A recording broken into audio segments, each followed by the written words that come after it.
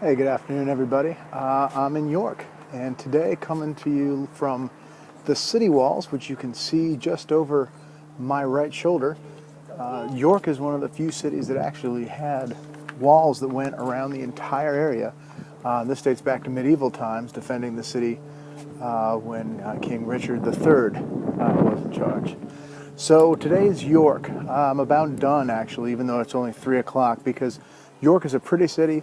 This is a nice place if you want to go somewhere to hang out a little bit and enjoy some nice restaurants and cafes.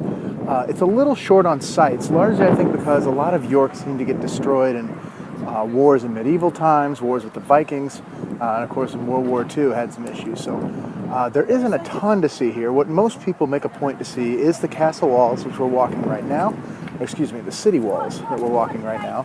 And then also York Minster, which is the largest Gothic cathedral in Europe. So a little money-saving tip here.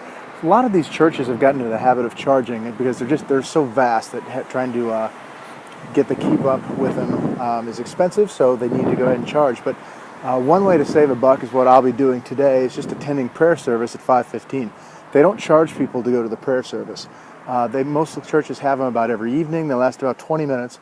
And rather than pay £15, which of course is about $23, $24 in the States, you can go in for free and actually attend an event in there and get a pretty good view of the place. So unless it's a place like Westminster Abbey where there's so many different things worth seeing, if it's really just about the church itself, that's a good way to go ahead and get in for free. Did the York Castle Museum. I don't know that I would bother with that. It's more one of those reenactment type museums.